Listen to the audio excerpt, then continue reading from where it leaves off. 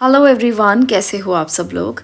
आप सब लोगों के लिए आज की जो वीडियो है वो है new moon to full moon तक की वीडियो। आज मैंने ये वीडियो इसलिए ली है, ये टॉपिक इसलिए लिया है क्योंकि कल था न्यू मून और न्यू मून डे पर एनर्जी चेंज होती है और बहुत सारी चीज़ें बदलती हैं।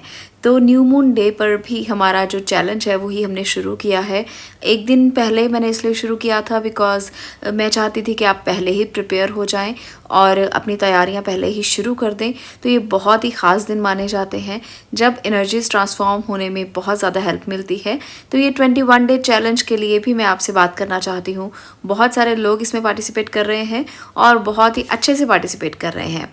बहुत सारे लोगों से मैं और भी रिक्वेस्ट करती हूँ कि इस चैलेंज से ज़रूर जुड़ें और अपनी लाइफ को ट्रांसफॉर्म करने की कोशिश तो शुरू करें। आप लोगों के लिए हाथ पकड़कर मैंने आपको चलाने के लिए ये चैलेंज शुरू किया है ताकि आप लोगों को डेली मैं बता सकूं कि करना क्या है, कैसे करना है, स्टेप बाय स्टेप कैसे आगे बढ़ना है। बहुत सारे लोग ना मुझे कमेंट करते थे कि हमें तो पता ही नहीं है क्या कैसे करें, कैसे हम कुछ करें जिससे हमारी लाइफ में थोड़े बदलाव आएँ। ये बिल्कुल उसी जर्नी की तरह है जैसे हम फैट लॉस के बारे में बात करते हैं, वेट लॉस के बारे में बात करते हैं। हमें नहीं पता होता कि स्टेप बाय स्टेप कैसे आगे बढ़ना है, स्टेप बाय स्टेप कैसे चलें जिससे हम खाना खाकर ही अपना वेट कम कर सकें। तो ऐसे बहुत सारे प्रोग्राम्स आते हैं, ऐसी बहुत सारी चीज़ें आपको मिल जाएंगी, पर स्पिरिचुअल चैलेंज कभी किसी ने नहीं लिया। अगर आप इन सारे स्टेप्स को जो मैं यहाँ पर बता रही हूँ आप डे बाय डे फॉलो करते हैं तो डेफिनेटली आपकी लाइफ में ट्रांसफॉर्मेशन होगा और आपकी लाइफ में बदलाव ज़रूर आएंगे, ये तय है। पर आपको स्टेप बाय स्टेप चलना पड़ेगा और डेली इसको फॉलो करना पड़ेगा। देखिए, जब हम अपनी लाइफ में बदलाव लाना चाहते हैं तो पहला कदम हमारी तरफ से होना ज़रूरी होता है, तभी हम इसकी शुरुआत कर पाते हैं और तभी हमारी ज़िंदगी बदल पाती है। ये तो यूनिवर्सल लॉ है, ये हम सब जानते हैं पर कर नहीं पाते। तो ये प्रोग्राम इसीलिए बनाया गया है, ये चैलेंज इसीलिए बनाया गया है ताकि आप लोग स्टेप बाय स्टेप आगे बढ़ सकें। बहुत ज़्यादा इसमें एफर्ट नहीं लगने वाला है, छोटी छोटी चीज़ों से आपके बदलाव ज़रूरी हैं। तो इसलिए इस चैलेंज का हिस्सा बनिए और कोशिश कीजिए ज़्यादा से ज़्यादा लोग जुड़ें ताकि आप लोगों को अपनी ज़िंदगी को बदलने का मौका मिले। अब हम बात करते हैं new moon to full moon की एनर्जी के बारे में। यहाँ पर दो पिक्चर्स हैं, दोनों मून की पिक्चर्स हैं और आपको जो आपको अच्छी लग रही है या आपसे कनेक्ट हो रही है, आपको उन दोनों में से एक को चूज़ करना है। और ऐसे में आप देखोगे कि आपकी ज़िंदगी में क्या क्या बदलाव आएंगे, क्या बड़े बदलाव आएंगे। तो न्यू मून से फुल मून की एनर्जी चेक कर लेते हैं पहले। तो बात करते हैं, अगर आपने अपना पाइल सिलेक्ट कर लिया है तो पाइल नंबर 1 की। पाइल नंबर 1 आपके लिए क्या एनर्जीज रहने वाली हैं new moon to full moon, क्या ऐसा रहेगा इम्पॉर्टेंट जो आपके लिए जानना बहुत ज़रूरी है, क्योंकि यहाँ पर मैं वही बात बताऊँगी जो ज़्यादा इम्पॉर्टेंट होगी और आपको उस पर ध्यान देना है। और ज़्यादा बातें हम किसी और वीडियो में करेंगे। यहाँ पर मैं बहुत बड़ी रीडिंग आज नहीं कर रही हूँ, सिर्फ और सिर्फ आपको एनर्जी चेक करके बताऊंगी और कुछ एडवाइजेज हैं जो आपको सुनने ज़रूरी हैं। तो यहाँ पर सबसे पहले है 7 चक्र आर्कएंजल यूरियल और इसके साथ है वुमेन होल्डिंग अ हार्ट और हॉस्टैलिटीज़। तो ये एनर्जीज बता रही हैं, ये 3 एनर्जीज बता रही हैं सबसे पहले कि आपको आपके 7 चक्रा पर यानी कि आपके बिल्कुल क्राउन चक्रा पर काम करने की ज़रूरत है। वहाँ से एनर्जी ब्लॉक हो रही है, कहीं ना कहीं आप रिसीव नहीं कर पा रहे हो कुछ चीज़ों को। तो वहाँ पर रिसीविंग मोड में आने के लिए ना आपको मेडिटेशन, ध्यान करना बहुत ज़रूरी है ताकि एनर्जी का फ्लो बढ़े, एनर्जी आपके सर से आपकी बॉडी में एंटर कर पाए। तो इसलिए आपको अपने 7 चक्रा पर बहुत ज़्यादा ध्यान लगाने की ज़रूरत है। वहाँ से ब्लॉकेज बहुत ज़्यादा है जिसकी वजह से सर दर्द की प्रॉब्लम कुछ लोगों को रहती है या ऐसा लगता है कि जैसे सर भारी भारी रहता है। तो ऐसी प्रॉब्लम्स अगर आपको हैं तो आपको अपनी मेडिटेशन स्टार्ट कर देनी चाहिए। दूसरा है न्यू मून की एनर्जी बता रही है कि वुमेन होल्डिंग अ हार्ट, ये कहता है कि आपको अपने दिल को संभाल कर रखना भी है और उसको इतना केयर करना है ताकि आपका दिल हमेशा सुरक्षित रहे। कई बार ऐसा होता है कि हम बहुत केयरलेस हो जाते हैं अपने दिल को लेकर। आप उसे इस तरह से संजो कर रखिए, संभाल कर रखिए ताकि आप केयरलेस ना हो। खाने पीने का बहुत ज़्यादा ध्यान रखना है, वो हेल्दी चीज़ें खाएं जो आपके हार्ट के लिए बहुत अच्छी हैं तो दिल को ध्यान में रखना भी ज़रूरी है। यहाँ पर मैंने वही चीज़ें आपको बताने की कोशिश की है जो आपको केयरफुली मैनेज करनी है, ध्यान में रखना है। और दिल दो तरीके से काम करता है, एक तो हेल्थ के पॉइंट ऑफ व्यू से और दूसरा आपके इमोशंस के पॉइंट ऑफ व्यू से। तो आपको इमोशनली भी बैलेंस रहना है, अपने रिश्तों को संभाल कर रखना है, ताकि कुछ भी दिल में ऐसा ना आए जो आपको दर्द दे, जो आपको पेन दे। ये आपको बता रही है कि अगर आपको अपने दिल को संभाल के रखना है तो इन दोनों चीज़ों को बैलेंस करना बहुत ज़्यादा ज़रूरी है। इसको आपको बैलेंस करके ही आगे बढ़ना पड़ेगा, नहीं तो परेशानियाँ जो हैं वो आपको ही आएंगी, किसी को इसका कोई असर नहीं होगा, बस आपका मन परेशान रहेगा अगर आपने अपने आप को नहीं संभाला। क्योंकि हॉस्टिलिटीज़ की एनर्जी कुछ ऐसी ही है, आपको किसी का सामना करना पड़ सकता है जो आपका दुश्मन हो या आपकी पीठ के पीछे कुछ करे या कुछ ऐसा करे जो गलत हो, सही ना हो। तो ये एनर्जी इस प्रकार की है, इसलिए इस पूरा new moon to full moon ये डेज ऐसे हैं कि आपको ध्यान रखना ही पड़ेगा, अपनी केयर करनी ही पड़ेगी। और अपनी केयर करते करते ही आपको ये सोचना है कि अपने दिल को कैसे संभालें, अपने हेल्थ को कैसे संभालें और अपने इमोशंस को कैसे संभालें। अब मैंने कुछ एडवाइजेस भी ली हैं आपके लिए जो new moon to full moon आपके बहुत काम आने वाली हैं। यहाँ पर फर्स्ट कार्ड है एस ऑफ थॉट का, सेकंड है 10 ऑफ थॉट और आगे है अ विन विन सॉल्यूशन और इसके बाद है गार्डियन ऑफ एक्शन।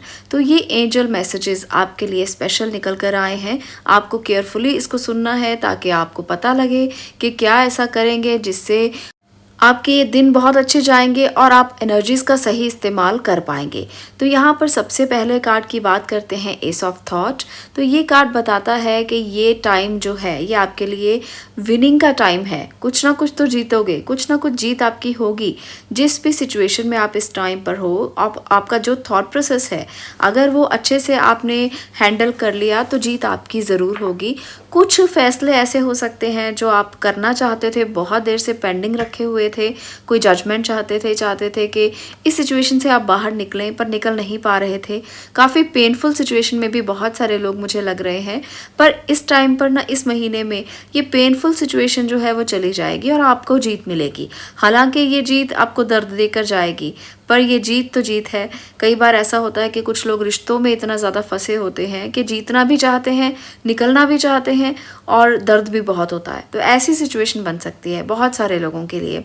जो लोग अपने रिश्तों से निकलना चाहते हैं वो निकल जाएंगे पर दर्द के साथ निकलेंगे, क्योंकि जब आप एक रिश्ते में जुड़ते हो तो आपके साथ बहुत सारी चीज़ें और जुड़ जाती हैं, जैसे इमोशंस जुड़ जाते हैं, प्यार जुड़ जाता है। और जब वहाँ पर लड़ाई झगड़ा होता है, जब वहाँ पर परेशानियाँ आती हैं, जब वहाँ पर कोई मनमुटाव होता है तो दर्द तो होता ही है, पेन तो होता ही है। तो ये पेन जो है वो अब दूर हो जाएगा, आप निकल जाओगे सिचुएशन से, पर कहीं ना कहीं एक आपके अंदर टीस रह जाएगी कि ऐसा हुआ ही क्यों। आखिर अगर रिश्ता टूटना था, आपको जीतना था, तो ऐसी जीत मुझे नहीं चाहिए थी। तो ये सिचुएशन बनेगी, ऐसी सिचुएशन से आप गुजरोगे कि जीत होगी भी पर वो उस जीत का कोई स्वाद भी नहीं होगा। पर यहाँ पर जीत होना तो निश्चित है। आप एक फेज से निकलकर दूसरे फेज में जाओगे और ये कुछ अच्छा भी मैं मान सकती हूँ। और कुछ लोगों के लिए अगर बिजनेस पॉइंट ऑफ व्यू से बात की जाए या काम के पॉइंट ऑफ व्यू से बात की जाए तो आप लोग भी किसी प्रेशर में थे और आप चाहते थे कि ये प्रेशर कब ख़त्म होगा, कब ख़त्म होगा। तो एक नुकसान के बाद ये प्रेशर ख़त्म होगा और डेफिनेटली ख़त्म होगा। और वो नुकसान इतना बड़ा भी नहीं होगा कि आपको लगे कि हाँ बहुत भारी नुकसान हो गया, पर ऐसा भी नहीं होगा कि आपको ये लगे कि आप ऐसे ही निकल गए। तो कुछ ना कुछ तो ऐसा होगा जो नुकसान देगा, पर आपको जीत वहाँ पर भी मिलेगी। और इस जीत के साथ ही आप विश्वास के साथ आगे बढ़ोगे कि चलो कोई बात नहीं, जो हुआ सो हुआ, आगे बढ़ते हैं और आगे कुछ और करते हैं जिससे आपको डेफिनेटली फ़ायदा भी होगा और आप जीतेंगे भी और आपको रास्ता भी मिलेगा, एक्सपीरियंस भी गेन होगा। इसके साथ एक और बात मैं कहना चाहती हूँ, गार्डियन ऑफ एक्शन जो है वो बताता है कि ये टाइम जो है ये बिल्कुल भी बैठने का नहीं है। ये सोच कर के नुकसान हो जाएगा या कुछ ऐसा मिलेगा जो बहुत ज़्यादा सफिशिएंट नहीं होगा या कुछ ऐसा जो विन विन सॉल्यूशन तक तो लेकर जाएगा, पर कहीं ना कहीं सेक्रीफाइस करने पड़ेंगे या कुछ मेहनत करना पड़ेगा या कुछ भी ऐसा करना पड़ेगा जो आपके लिए थोड़ा सा कंफर्ट जोन से आपको हटाएगा जिसकी वजह से आप बैठोगे। पर ये बैठना नहीं है, क्योंकि ये टाइम बैठने का बिल्कुल भी नहीं है। आपके लिए एक्शन लेने का टाइम है। गार्डियन ऑफ एक्शन यही कहता है कि जितना एक्शन लोगे उतना ही फ्रूटफुल रहेगा। तो इसलिए आपको अपनी कोशिशें जारी रखनी है, आपको अपनी स्ट्रेंथ को कम नहीं होने देना कि कुछ भी बुरा होगा या नहीं होगा, कैसा होगा। लाइफ है, लाइफ ऐसी ही चलती है, कभी अप्स कभी डाउन्स चलते रहते हैं। पर यहाँ पर जो जीत है वो आपके हिस्से में आएगी, डेफिनेटली आएगी। तो इसलिए अपनी कोशिशें और भी बढ़ा दीजिए। ये थी रीडिंग पाइल नंबर 1 आपके लिए कि कैसी रहेगी new moon to full moon की एनर्जी, क्या बड़े बदलाव आएंगे, क्या चेंजेस आएंगे और कैसे कैसे एनर्जीज आपका साथ देंगी। चलिए मिलते हैं किसी और वीडियो में किसी और टॉपिक के साथ। तब तक के लिए stay blessed, stay positive. Thank you. अब मैं बात करने वाली हूँ पाइल नंबर 2 आपके लिए यहाँ ब्यूटीफुल मून की पिक्चर है, आप इसे चूज़ कर सकते हो। और अब मैं देखूंगी कि पाइल 2 आपका है, तो हम आगे new moon to full moon energy के बारे में देखने वाले हैं कि कैसी रहेगी एनर्जी और क्या कह रहा है ये चंद्रमा आपकी एनर्जीज़ के बारे में, कैसे कैसे बदलाव आपकी ज़िंदगी में आएंगे। क्योंकि एनर्जीज़ बदलती हैं, चंद्रमा बदलता है तो डेफिनेटली एनर्जीज़ बदलती ही बदलती हैं और आपकी लाइफ में बहुत बड़े बड़े बदलाव लेकर आती हैं। तो हम जानते हैं क्या है ये बदलाव। आप बात करते हैं पाइल नंबर 2 आपकी एनर्जीज देख लेते हैं। कॉर्नुकॉपिया है, वॉकिंग अवे और ब्लॉसमिंग अबंडेंस। तो यहाँ पर 2 एनर्जीज तो बहुत ही अच्छी हैं, तीसरी है वॉकिंग अवे। तो ये वॉकिंग अवे की एनर्जीज क्या बता रही हैं कि आपको सिचुएशन से कहीं भी भागना नहीं है, यहीं पर ही मिलेगा सब कुछ, यहीं पर ही आपको सब मिलने वाला है। तो ये समझकर आगे मत बढ़ना कि पीछे छोड़ देते हैं, जो चीज़ें ठीक नहीं चल रही उनको पीछे छोड़कर आगे बढ़ जाते हैं। ये बात बहुत से लोगों के मन में आ सकती है कि चलो भाग लेते हैं, चलो पीछे मुड़कर देखने की भी ज़रूरत क्या है, चलो छोड़ देते हैं सिचुएशन को। पर आपको ऐसा नहीं करना, आपको पीठ दिखाकर नहीं भागना है, क्योंकि यहीं पर आपको सब कुछ ठीक होता हुआ भी दिखाई देगा। अगर कुछ भी चीज़ें ठीक नहीं चल रही हैं ना तो कोई बात नहीं, आगे जाकर ज़रूर ठीक हो जाएंगी। तो इसलिए सिचुएशन से भागने से तो कुछ नहीं होगा, सिचुएशन को फेस करना सीखो और अपनी सिचुएशन को संभालो। जो भी चीज़ें बिखरी हुई हैं उसको कलेक्ट करो और फिर देखो कि कैसे उसमें सुधार आएगा और कैसे आपको उसमें सुधार करना है। अभी कुछ और एडवाइजेस कार्ड्स लिए हैं जिसको देख लेते हैं और देखते हैं कि प्रॉब्लम क्या है और क्या उसके लिए आपको करना है। यहाँ पर मुझे ज़्यादातर लगता है गार्डियन ऑफ अबंडेंस है, 5 ऑफ एक्शन है, 4 ऑफ इमोशन है और 5 ऑफ इमोशन है। तो ज़्यादातर इमोशनल एनर्जी डिस्टर्ब हो रही है, इमोशंस कंट्रोल नहीं हो पा रहे, कहीं ना कहीं इमोशंस में ही प्रॉब्लम आ रही है। तो वहाँ से ही आप निकलना चाहते हो पर आपका निकलना गलत हो जाएगा, क्योंकि यहीं पर ही आपको इसका जो सॉल्यूशन है वो मिलने वाला है। कॉर्नुकॉपिया और ब्लॉसमिंग अबंडेंस ये बता रहे हैं कि आपके लिए ईश्वर ने, यूनिवर्स ने सब कुछ यहीं दिया हुआ है, इसी रिश्ते में दिया हुआ है जिसमें आप हो। अगर आपको लगता है कि कुछ मतभेद हैं, कुछ मनभेद हैं, कुछ प्रॉब्लम्स हैं, बात नहीं कर पा रहे हो, आपस में समझ नहीं आ रही है एक दूसरे की, थोड़ा सा स्पेस दे दो। जब आपको लगेगा कि हाँ आप रिग्रेट से बाहर आ चुके हो, समझने के लिए तैयार हो, उस टाइम पर बैठकर बात करना। क्योंकि ये एनर्जी चेंज जो हो रही है ना, ये आपको यही कह रही है कि थोड़ा स्पेस दे दो और उसके बाद बात करना। ज़रूर आपकी बात समझ में आएगी एक दूसरे के, क्योंकि अभी ऐसी एनर्जी है कि बात करोगे भी तो भी लड़ाई हो जाएगी, झगड़ा हो जाएगा, आर्ग्यू हो जाएगा। तो आर्ग्यू नहीं करना है, अभी थोड़ा स्पेस दीजिए, थोड़ा सा समय बदलने दीजिए। और जैसे ही आपको लगेगा कि गुस्सा ठंडा हो गया है, मन शांत हो गया है, आप आपस में बैठकर बात कर सकते हो और वो बात आपके समझ में भी आएगी, उनके समझ में भी आएगी और कहीं ना कहीं ये मैसेज आपकी लाइफ को स्टेबिलिटी भी देगा। तो इसलिए अगर आप भी स्टेबिलिटी चाहते हो तो अपने आप को थोड़ा सा रोकने की कोशिश करो कि सिचुएशन से पीठ दिखाकर भागना नहीं है, आर्ग्यू नहीं करना है, अपने आप को समय देना है और साथ में एक दूसरे से रिश्ते में थोड़ा स्पेस लेना है ताकि समझने का मौका मिले एक दूसरे को। और जल्दबाजी में कोई भी डिसीजन नहीं लेना, क्योंकि ये टाइम बिल्कुल भी जल्दबाजी में डिसीजन लेने का नहीं है, वरना आप रिग्रेट करोगे सारी ज़िंदगी भर। आपको लगेगा कि उस टाइम पर जल्दबाजी में गलत फैसला क्यों किया। समझ लेते एक दूसरे को, शायद सिचुएशंस ठीक हो जाती, शायद सब कुछ ठीक हो जाता। आपको एक दूसरे को समय देने की बहुत ज़्यादा ज़रूरत है। जो लोग रिश्तों में प्रॉब्लम में हैं, जो लोग रिश्तों से भागना चाहते हैं, खास तौर पर यही निकल कर आया है, यहाँ पर ही एनर्जी चेंज हो रही है, तो आपको इस पर ही ज़्यादा ध्यान देना है। अब मैं बात करती हूँ आपके बिजनेस की, आपके करियर की, तो यहाँ पर आपको लगेगा कि बहुत ज़्यादा अपॉर्चुनिटीज़ नहीं आ रही या आपको वो अपॉर्चुनिटीज़ नहीं मिल रही जो आपके दिल को छू रही हों। ऐसी अपॉर्चुनिटीज़ के लिए थोड़ा वेट करना पड़ेगा, आपको कंपटीशन में उतरना पड़ेगा। इसलिए कंपटीशन में उतरने से रुके नहीं और डरे नहीं कि कैसे करेंगे, कैसे इंटरव्यू फेस करेंगे, कैसे आप ग्रुप डिस्कशन करेंगे, कैसे इंटरव्यू में बैठेंगे। तो ऐसे बहुत सारे थॉट आपके new moon to full moon days में रह सकते हैं और आपको ऐसा लगेगा भी कि ये तो मुझसे नहीं हो पाएगा, ये तो मैं नहीं कर पाऊंगा, तो आप एक्सेप्ट ही नहीं करोगे। तो एक्सेप्ट ज़रूरी है करना। सबसे पहले तो एनर्जीज़ को एक्सेप्ट करना ज़रूरी है, जो अपॉर्चुनिटीज़ आ रही हैं उसको एक्सेप्ट करना ज़रूरी है। अदरवाइज़ वो आपके लिए क्या लेकर आ रही हैं आप कैसे जानोगे। अगर आप एक्सेप्ट ही नहीं करोगे, उसको रिजेक्ट ही कर दोगे, तो आपको क्या पता कि वो आपको क्या दे सकती हैं। जिस अपॉर्चुनिटी को आप आज मिस कर रहे हो सकता है वो आपके लिए बहुत कुछ लेकर आए। हो सकता है वही अपॉर्चुनिटी आपकी ज़िंदगी में स्टेबिलिटी लेकर आए। तो आप कैसे जानोगे। तो पहले आप कंपटीशन में उतरने के लिए तैयारी करो और उसके बाद डरो नहीं, उतर जाओ। अगर रिग्रेट होगा भी तो कम से कम इस बात का रिग्रेट तो नहीं होगा ना कि किया ही नहीं, काम करने से पहले ही हार गए, इस बात का रिग्रेट नहीं होगा। करके हारना तो एक्सपीरियंस है और ना करके हारना तो फिर वो तो कायरता है कि आपने उतरे ही नहीं कंपटीशन में और हारे ही नहीं। तो ऐसे कैसे कह दोगे कि मुझे तो कुछ मिला ही नहीं। तो भगवान ने तो रास्ता दिया था, अपॉर्चुनिटीज़ दी थी, करके नहीं देखा तो वो आपकी अब किस्मत है। किस्मत नहीं कहूँगी बल्कि आपकी अपनी एफर्ट है जो आपने की ही नहीं।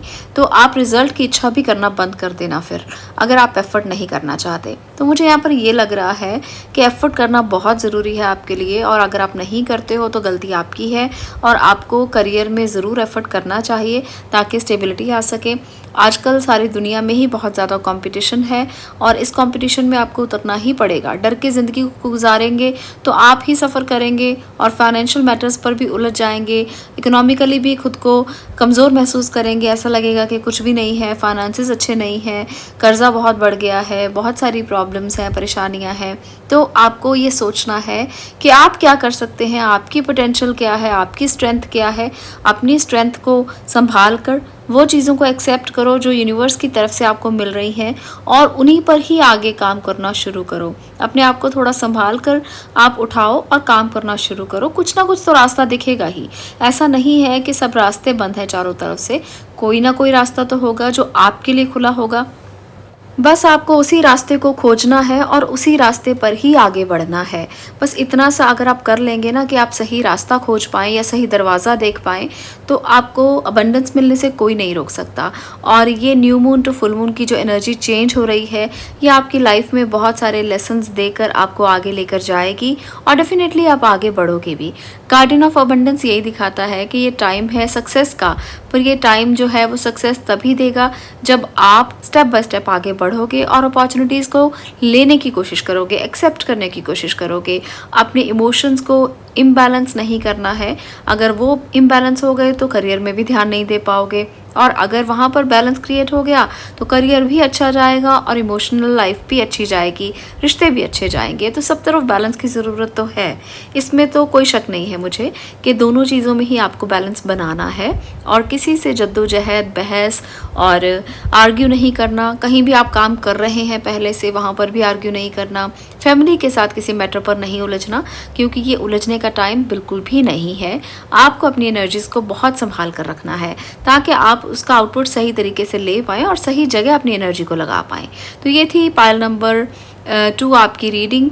आपको ये रीडिंग कैसी लगी मुझे कमेंट बॉक्स में ज़रूर बताना, और इस रीडिंग को देखकर अपनी लाइफ में ट्रांसफॉर्मेशन की कोशिश करना और समझने की कोशिश करना कि कहाँ कमज़ोरी है, कहाँ आप वीक हैं, क्या आपकी स्ट्रेंथ है, उसी को आप आगे बढ़ाना।